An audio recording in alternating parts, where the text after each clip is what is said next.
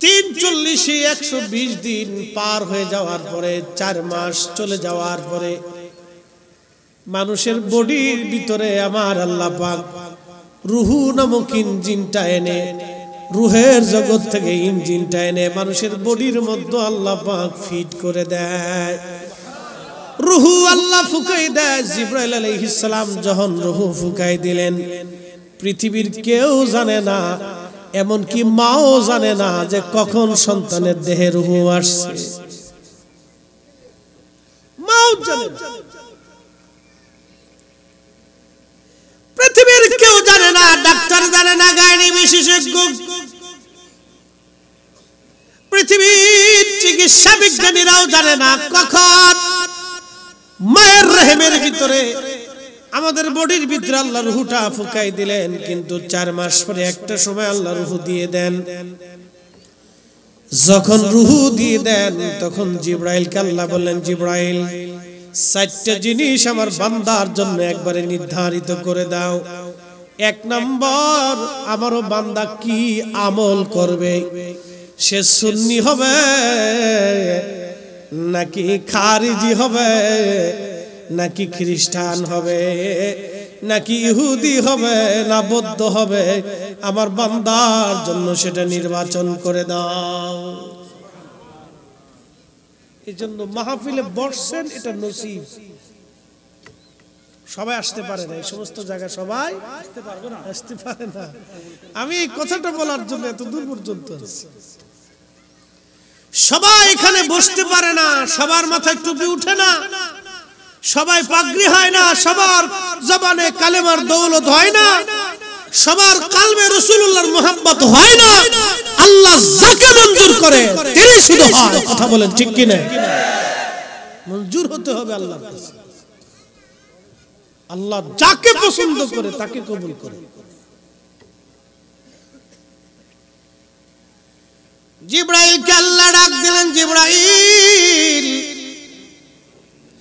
বান্দার জন্য তুমি নির্বাচন করে দাও, তার আমল কি পরিমাণে হবে, ভালো না মন্দ, জান্নাতি না জাহান্নামী, আমি আল্লাহর পক্ষ থেকে নির্বাচন করে দাও। তখন ওই বান্দার জন্য কি পরিমাণে আমল হবে আল্লাহ নির্ধারণ করে দেন। এই জন্য আল্লাহ রাসূলের সাহাবায়ে কেরাম সূরা মুমিনের তাফসীরের ভিতরে বিরাট আলোচনা আসছে এই বিষয়ে। আল্লাহ রাসূল বললেন, আমার উম্মতরা তোমরা দেখবা কিছু মানুষ আছে, কিছু মানুষ দেখবা সারা জীবন তার বদ আমলে চলে যায়, কিন্তু জীবনের শেষ সময় সে তওবা করিয়া এমন ভাবে আল্লাহওয়ালা হয়ে যায় যে আল্লাহর সন্তুষ্টি নিয়ে কবরে চলে যায়। আবার কিছু মানুষ আছে দেখবা সারা জীবন সুন্দর আমল হয় কিন্তু শেষ সময় বেঈমান হয়ে যায়। আমার দেশে দেখবেন যারা 8 টাকার তারাবি বানাইলো, ওরা সারা জীবন ভালো আমল করার পর বেঈমান হয়ে কবরে চলে যাবে, কারণ ওদের আকীদা শুদ্ধ না। বুঝে তারপরে কবরে যেতে হবে। উনি যদি আপনাকে কবুল করেন তো আপনাকে ওলির দিকে রুজু করে দিবেন, এটা মনে রাখবেন। কোন বেদাতীকে আল্লাহ ওলি বানায় না, কোন বদ আকীদাধারীকে আল্লাহ ওলি বানায় না। আর আহলে সুন্নাত ওয়াল জামাত ছাড়া কোন মা ওলির জন্ম দিতে পারে নাই।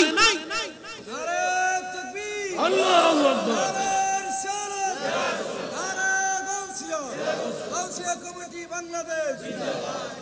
আবারও বলি, আকীদা ছাড়া কোন মা ওলির জন্ম দিতে পারে না, কখনোই না। পৃথিবী উল্টে গেলেও না, আপনার পাশের বঙ্গোপসাগর এসে পৃথিবীকে ডুবিয়ে দিলেও কখনোই এই কথা মনে রাখবেন, সারা জীবন মনে রাখবেন। প্রিয় মুসলমান, খুব মনোযোগ দিয়ে আমার বিষয়ের দিকে আমি ফিরে যাচ্ছি। আল্লাহ রাসূল বলতেছেন 4টা জিনিস বান্দার জন্য ওই সময় আল্লাহ পাক নির্ধারিত করে দেন। তার 1 নাম্বার হচ্ছে আমল। সে কি পরিমাণে আমল করবে, জান্নাতি নাকি জাহান্নামী, ভালো হবে না খারাপ হবে, এই সব কিছু আমার আল্লাহ বান্দার জন্য নির্বাচন করে দেন। পেকুয়ার মুসলমান, কক্সবাজারবাসী, পাশেই তো সমুদ্র, পৃথিবীর একবারে শেষ প্রান্ত স্থলভাগের, তারপরে শুধু পানি আর পানি, যত দূর তাকাবেন পানি আর পানি। বঙ্গোপসাগর পার হওয়ার পরে ভারত মহাসাগর, কুল কিনারার খুঁজে পাবেন না আপনি, আর আপনি খুঁজে পাবেন না এই বিরাট সাগর আর মহাসাগর যিনি বানাইলেন তিনি আল্লাহ। শুধুমাত্র আমাদের জন্য আল্লাহ বানাইলেন। চমৎকার বাতাস আল্লাহ দিলেন, দেখা গেল না, কিন্তু বাতাস অনুভব করি আপনার হৃদয় আপনি প্রশান্ত করলেন। আল্লাহর এত নাজ নিয়ামত আল্লাহ আপনাকে দিলেন, দুনিয়াতে পাঠাইলেন। আল্লাহ আপনি কিছুই ছিলেন না। কোরআন বলতেছে কাইফা তাকফুরুনা বিল্লাহি ওয়া কুনতুম আমওয়াতা, কি করে তোমরা আল্লাহকে অস্বীকার করো অথচ তুমি নির্জীব ছিলে, সৃষ্টির মধ্যে তোমার কোনো অস্তিত্ব ছিল না। ফরিদি সাহেব আপনাদের সামনে কথা বলেন, 50 বছর আগে দুনিয়াতে ওনার কোনো অস্তিত্ব ছিল না। 100 বছর পরে আমার কোনো অস্তিত্ব থাকবে না, কর্তৃত্ব হবে না। মানুষ আমার জন্য মোটরসাইকেল নিয়ে আসবে না, শহীদুল্লাহ বাহাদুর সাহেবের জন্য মোটরসাইকেল রিসিভ হবে না, আজকের মান্যবর চেয়ারম্যান মহোদয়ের জন্য, সভাপতি মহোদয়ের জন্য এই কোনো রিসিপশন হবে না। 100 বছর পরে পৃথিবী থেকে আমাদের অস্তিত্ব হারিয়ে যাবে। 100 বছর আগে আমাদের কোনো অস্তিত্ব দুনিয়াতে ছিল না। আল্লাহ বলেন, ও বান্দা, কি করে তুমি অস্বীকার করো আমি আল্লাহকে, অথচ তুমি নির্জীব ছিলে, নিষ্প্রাণ ছিলে, তুমি কিছুই ছিলে না। ফাআহইয়াকুম, আমি তোমাকে অস্তিত্ব দিলাম, তোমাকে জিন্দা বানাইলাম। কেন পৃথিবীতে জিন্দা বানাইলেন? কেন মানুষ বানাইলেন? গরু ছাগল বানাইলেন না, মানুষ কেন বানাইলেন? এই মানব জাতির ভিতরে আল্লাহ এমন একজন মহামানবকে দুনিয়াতে পাঠাইলেন, সেই মহামানবের নাম রাহমাতুল লিল আলামিন। চিৎকার মেরে জোরে বলেন সুবহানাল্লাহ। একটু মনোযোগ দিন। আমরা আখিরি নবীর উম্মত হওয়ার যোগ্যতা কি আছে বলেন? এই মানুষ এখনো দাঁড়ায় পেশাব করে, কথা কর না কেন? এই মানুষ এখনো দাঁড়ায় পেশাব করে, বামাত দিয়ে খাবার খায়, পেশাব পায়খানা করে, অনেকে ঢিলা কুলুপ ব্যবহার করে, নিজের পাক সাপ নিজেই বুঝে না। এই জাতি, এই মানব জাতি, শিল কুত্তা আলাদা জিনিস, গরু ছাগল আলাদা হিসাব করে। এই মানব জাতি এখনো পেশাব করে, পানি ব্যবহার করে। আমি ভুটানে গেছি, জয়গা থেকে মাহফিল সেরে ভুটানে জাতীয় বৌদ্ধ মন্দির দেখে আরেকটু দূরে গেলাম, তো হোটেলে বাথরুম ফানি সর্বনাশ, কোন দেশে আসলাম? আমি বললাম কারণ কি করে? টিস্যু ইউজ করে সেন্ট মেরে দেয়। আমি বললাম লা হাওলা ওয়ালা কুওয়াতা ইল্লা বিল্লাহ। মানব জাতি এগুলি বহু আছে, মানব জাতি বহু আছে, টিস্যু মেরে দিয়ে সেন্ট মেরে দিচ্ছে, চলতেছে সারি সারি মদ সাজানো, নারীরা অর্ধ লুঙ্গি চলতেছে, হাফ প্যান্ট পরে জিন্সের পর পরে চলতেছে। মানব জাতি অর্ধ লুঙ্গি, এত পোশাক, তারপরে পোশাক পরার সৌভাগ্য নেই। এই মানুষ আখিরি নবীর উম্মত হওয়ার কি যোগ্যতা আছে? কিচ্ছু নেই। আল্লাহ দয়া করে আমাদেরকে নবীর উম্মত বানাইছে, ইয়া আমাদের 14 পুরুষের ভাগ্য। কথা কর না কেন? ঠিক কি না? আমাদের বুলন্দ নসিব। আরবিতে একটা প্রবাদ আছে, শরফুল মাকিন ও শরফুল মাকান, শরফুল মাকানে ও শরফুল মাকিন। কিছু জায়গার কারণে মানুষের দাম বাড়ে, কিছু মানুষের কারণে জায়গার দাম বাড়ে। কাবা শরীফ বাইতুল্লাহ মক্কায় থাকার কারণে মক্কাবাসীর দাম বেড়ে গেল, আর আমার নবী মদিনায় যাওয়ার কারণে মদিনার দাম বেড়ে গেল। আমার নবী জিন জাতির মধ্যে আল্লাহ তারে পাঠান নাই, মানব জাতির ভিতরে পাঠানোর কারণে এই মানব জাতির দাম বেড়ে গেল। কথা কন না, ঠিক কিনা?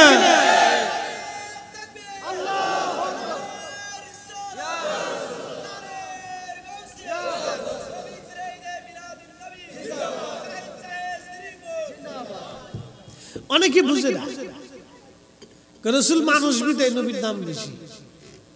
কত পাগল দেশে জন্মেছে, অসুস্থতা, বেমার। আরে নবী মানুষ বিধায় মানুষের দাম বাড়ছে। মানুষের ভিতরে রাসূল আসার কারণে নবীর দাম বাড়ে নাই, রাসূলের কারণে মানব জাতির দাম বাড়ছে। যদি আল্লাহর নবীকে মানব জাতির ভিতরে আল্লাহ না পাঠিয়ে জিনদের মধ্যে পাঠিয়ে দেন, তাহলে জিন জাতির দাম বেড়ে যেত। যদি ফেরেশতাদের মধ্যে পাঠাইতেন, ফেরেশতাদের দাম বেড়ে যেত। শুধু আল্লাহ দাম বাড়ান নাই, আল্লাহর কালামে, আল্লাহর জবানে, আল্লাহর ভাষাতে, আল্লাহর কালামে, আল্লাহর জবানে, আল্লাহর পবিত্র কালামে আল্লাহ নিজে বলতেছেন, ওমা আরসালনাকা, ও আমার নবীজি আপনাকেই শুধু পাঠাইছি, ইল্লা, শুধুমাত্র এই জন্য, ইল্লা গুরুত্ব প্রদান করার জন্য ইল্লা শব্দ আল্লাহ ব্যবহার করেন। লা ইলাহা ইল্লাল্লাহ, আল্লাহ ছাড়া আর কোনো ইলাহা নাই, কল্পনাও করা যাবে না, চিন্তাও মগজে আনা যাবে না। আল্লাহ বলেন, ওমা আরসালনাকা ইল্লা রাহমাতাল লিল আলামিন। হাবিব, तमाम মাখলুকের জন্য, तमाम সৃষ্টির জন্য আমি আল্লাহ আপনাকে রহমত হিসেবে দুনিয়াতে পাঠিয়েছি। শুধু মানব জাতি না, ভূমণ্ডল না, নভমণ্ডল আর ভূমণ্ডল, तमाम আলম। আল্লামা মোল্লা আলী কারি মাক্কি আল মাউরিদুর রাবি ফি মাউলিদিন নবী সাল্লাল্লাহু আলাইহি ওয়াসাল্লাম, এই কিতাবের মধ্যে তিনি লিখলেন, আল্লাহর মহাজগতের মধ্যে 18,000 আলম আছে, 18,000 আলম, 18,000 জগৎ।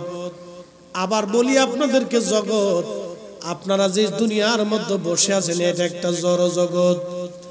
আল্লাহ এরপরে আরেকটা জগৎ আমাদের জন্য আছে, সেই জগতের নাম আলমে বারজাক, কবরের জগৎ। এরপরে আরো একটা জগৎ আছে, সেই জগতের নাম আখিরাতের জগৎ। ভাবতেছেন 2-4-5 দিনে শেষ হবে না। শুধু আখিরাতের একটা জগতের একদিনের হিসাব কোরআন থেকে আজকে দিয়ে যাই। তারুজুল মালাইকাতু ওয়ার রূহু ইলাইহি ফি ইয়াউমিন কানা মিকদারুহু 50 আলফ সানা। কোরআন আল্লাহ বললেন, দুনিয়ার 50,000 বছর এক জায়গা করলে যত বিরাট,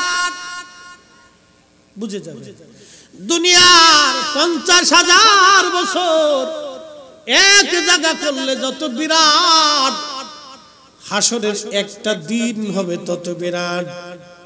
ওই আখিরাতের জগৎ, সেই দিনের একদিন হবে তত বিরাট, তো সেই জগৎ কত বড় হবে। আল্লাহ ডাক দেখা, হাবিব আপনি শুধু দুনিয়ার জগতের রহমত না, আপনি নবী হাসরের জগতের রহমত। না না না, আরো জোরে বলেন না ইয়া রাসূলুল্লাহ, চিৎকার মেরে একসাথে জোরে বলেন আল্লাহু আকবার। আপনি যদি হৃদয় থেকে বুঝতে পারেন, তাহলে জীবনেও কোনোদিন ইয়া নবী বলার পরে আর বসে থাকতে পারবেন না। আপনি যদি হৃদয় থেকে বুঝেন, তাহলে জীবনে কোনোদিন ইয়া নবী সালামু আলাইকা বলার পরে কোন মুসলমান বসে থাকতে পারে না, বসে থাকতে পারে না। তিনি এত বড় ইজ্জত ওয়ালা, যদি আপনি হৃদয় থেকে বুঝেন, পৃথিবীর কোন মানুষ সামান্য পরিমাণ যদি কলবের ভিতরে ঈমান থাকে, হুব্বে রাসূল থাকে, নবীর তাজিমে সে প্রশ্ন তুলতে পারে না, বিতর্ক তৈরি করতে পারে না, সেই কথাগুলি নিয়ে, কাজগুলি নিয়ে, বেদাতের ফতোয়া দিয়ে আমাদের ভিতরে বিভেদ তৈরি করতে পারে না। কথা বলেন ঠিক কি না? যদি সামান্য পরিমাণে সে বুঝে, আপনি বুঝতে পারছেন? বুঝাইতে পারতেছি না। হাসরের বিরাট বড় মাঠ, দুনিয়ার 50,000 বছরের একটা দিন হবে তত বড়। সেই কঠিন মাঠে, বাংলাদেশের মতো পেকুয়ার মতো মাঠ না, হাউজে কাউসার ছাড়া পানির কোনো অস্তিত্ব হবে না, আরশে মুআল্লার ছায়া ছাড়া সেই দিন কোনো ছায়া হবে না। সৃষ্টির সমস্ত ফেরেশতারা স্ব আকৃতিতে আল্লাহর সামনে মাথা নত করে সিজদার মধ্যে পড়ে থরথর করে কাঁপতে থাকবে। সৃষ্টির সমস্ত জিন জাতিগুলি স্ব আকৃতি নিয়ে আল্লাহর সামনে সিজদায় পড়ে থরথর করে কাঁপতে থাকবে। সৃষ্টির সমস্ত মানব জাতিগুলি আল্লাহর সামনে সিজদায় পড়ে থরথর করে কাঁপতে থাকবে। নবী আলাইহিস সালামরা পর্যন্ত কপালে ভাঁজ পড়ে যাবে, গুনাহের জন্য তারা চিন্তিত হবে না। আল্লাহর কাহারিয়ত দেখে, আল্লাহর রুদ্রতা দেখে, আল্লাহর বেজার হওয়া দেখে নবীরা পর্যন্ত কপালে ভাঁজ পড়ে যাবে। আল্লাহকে কি করে আজকে খুশি করব, কি করে আল্লাহর কাহারিয়তকে আজকে দমিয়ে দিব, নবীরা পর্যন্ত চিন্তায় পড়ে যাবে। শুধু আমাদের পিয়ারা রাসূল ব্যতীত একসাথে বলা যাবে না আল্লাহু আকবার, না না আরো জোরে বলেন আল্লাহু আকবার। আমরা সেই নবীর উম্মত। আমি আপনাকে ভাষা দিয়ে বুঝাইতে পারবো না যদি হৃদয় থেকে না বুঝেন। আমি দলিল দিয়ে আপনাকে বুঝাইতে পারবো না যদি হৃদয় থেকে না মানেন। প্রিয় পেকুয়াবাসী, খুবই মনোযোগ দিয়ে শুনিয়া যান। সেই কঠিন মেহশরে শুধু মানব না, আল্লাহর 18,000 আলমের যত সৃষ্টি আছে আল্লাহর সামনে সব মাথা নত করে দাঁড়ায় যাবে। বর্তমান পৃথিবীতে বিজ্ঞানের গবেষণা অনুযায়ী 4 লক্ষ প্রজাতির জীব আছে। সমুদ্রের ভিতরে পাশেই বঙ্গোপসাগরে হাজার হাজার কোয়ালিটির মাছ আছে। এই সমুদ্রের ভিতরে শুধু মাছ না, আরো অন্যান্য প্রাণী আছে। জঙ্গলের ভিতরে অনেক প্রাণী। আপনার এই যে খাগড়াছড়ি, বান্দরবান পাশে বিরাট বড় পাহাড়ি এলাকা, পাহাড়ি অঞ্চল। একটু চিন্তা করেন তো, সমুদ্রের পার্শ্ববর্তী এলাকা আল্লাহ পাহাড় দিয়ে বেষ্টিত করে দিলেন, বিরাট বড় বড় পাহাড় আল্লাহ বানাইলেন। ওইদিকে সুন্দরবন দিয়ে আল্লাহ পাক সমুদ্রটাকে, বাংলাদেশটাকে ঘিরে ফেললেন। আল্লাহর কি অপরিসীম কুদরত! সমগ্র সৃষ্টিগুলি মেহশরের মাটি আল্লাহর আদালতের সামনে মাথা নত করে থরথর থরথর করে কাঁপতে থাকবে। একমাত্র আমাদের পেয়ারা রাসূল ব্যতীত আল্লাহর কাহারিয়ত সেদিন কেউ নরম করতে পারবে না। আমাদের রাসূল, আল্লাহু আকবার, সমস্ত উম্মতরা সেদিন নবীর সামনে যায় কাঁদতে থাকবে। আদম নবী থেকে ঈসা রূহুল্লাহ আলাইহিস সালাতু ওয়াস সালাম পর্যন্ত সব নবীর কাছে তারা দৌড়ায় যাবে। কেউ সেই দিন আল্লাহর সামনে দাঁড়াইতে সাহস করবে না। ঈসা আলাইহিস সালাম বলবেন, ও আমার উম্মতেরা, ও আমার আখিরি নবীর উম্মতেরা, তোমরা শোনো গো, আজকে কোন নবীর কাছে গেলে কোনো কাজ হবে না। তোমরা দেখো রহমাতুল লিল আলামিনের দরজায় যাইতে পারো কিনা।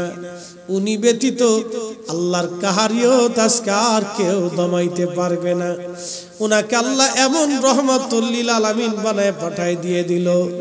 হাসরের কঠিন ওই ময়দানে, জটিল ওই সময়ে, যেই সময় সন্তান পর্যন্ত বাবা মাকে ভুলে যাবে, স্ত্রী স্বামীকে ভুলে যাবে, স্বামী স্ত্রীকে ভুলে যাবে, সন্তান সন্তান বাবা মাকে ভুলে যাবে, বাবা মা কলিজার টুকরা সন্তানের কথা সেই দিন ভুলে যাবে। কিন্তু আমাদের পেয়ারা নবী উম্মত ভুলবে না, উম্মত ভুলবে না। আমরা উম্মত হয়ে নবী ভুলে গেলাম। দুনিয়াতে যেই উম্মত নবী ভুলে যাবে, কিয়ামতের ময়দানে সেই উম্মত নবী পাবে না। দুনিয়াতে যেই উম্মত নবী মানবে, নবীর গোলামি করবে, কিয়ামতের ময়দানে সেই উম্মত নবী পেয়ে যাবে। এজন্য আমরা সুন্নিরা নবী নবী নবী নবী করে কান্দি। আমরা রাসূল রাসূল বলি, রাসূলের গান গাই, নবীর শান গাই, নবীর প্রশংসা শুনলে কলিজা বড় হয়ে যায়।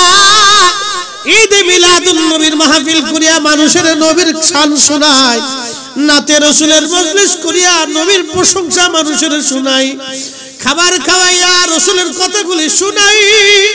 আর মানুষ আমাদেরকে বেদাতি বেদাতি বলে ফতোয়া দেয়। তুমি যতই বেদাতের ফতোয়া দাও, ওই বেদাতের ফতোয়ার দিকে তাকাইয়া নবীর কদম থেকে সুন্নিরা জুদা হবে না, জুদা হবে না। হাত উঁচা করে বলেন ঠিক কিনা?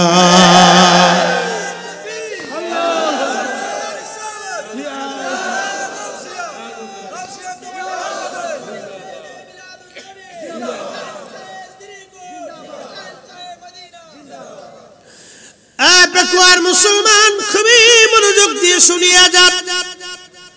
আমার প্যারা রাসূল দৌড়ে যাইয়া আরশে মুআল্লার সামনে, আল্লাহর কুদরতি কদমের সামনে সিজদায় পড়ে যাবে। নবী বললেন, আল্লাহ পাক দয়া করে আমার কলবের ভিতরে আল্লাহ এমন প্রেমের বাক্যগুলি ঢেলে দিবেন যে ওই বাক্যগুলি দিয়ে আমি নবী আল্লাহর প্রশংসা করতে থাকব। সুবহানাল্লাহ। কি হবে? খুব মনোযোগ। আমি রাসূল আল্লাহর প্রশংসা করতে থাকব।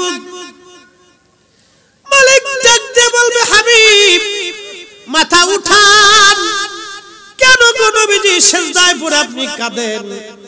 আমি সেই সময় একটা বাক্য বলবো, ইয়া রাব হাবলি উম্মতি, ইয়া রাব হাবলি উম্মতি।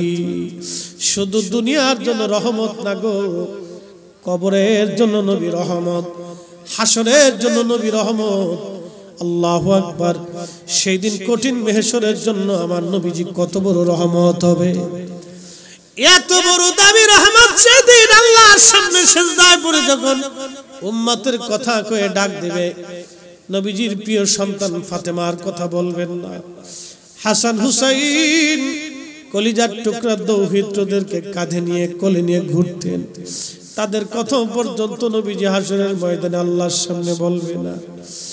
নিজের পরিবার, চাচা, আত্মীয় স্বজন, বাবা মা, দাদা, নানা, নানি, কারো কথা নবীজি সেই দিন উত্থাপন করবেন না।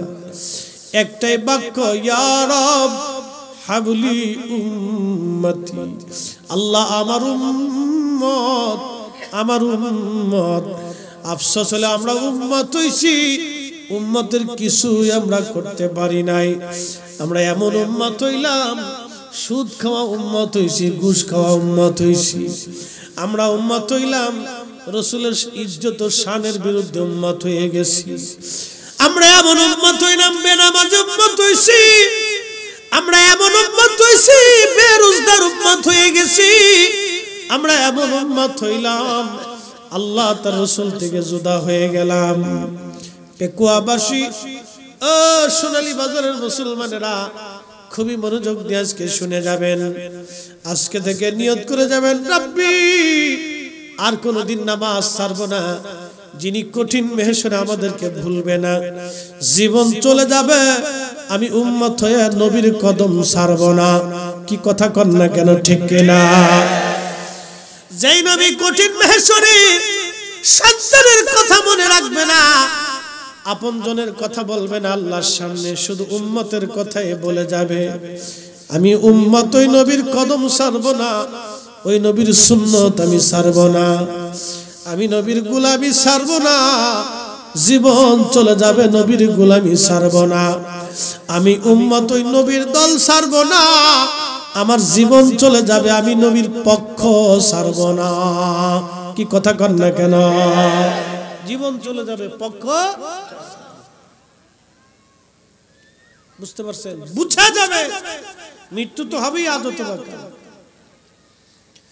কবরে তো চলেই যেতে হবে, আজ অথবা কাল। থাকার মতো সুযোগ আমাদের কারো নাই। আল্লাহ আল্লাহ, এই জন্য আল্লাহ বলে, লাকাদ মান্নাল্লাহু আলাল মুমিনিন, এ নবী মুমিনদের জন্য আল্লাহর পক্ষ থেকে নিয়ামত, নিয়ামত। একবার জোরে বলা যাবে কি মারহাবা?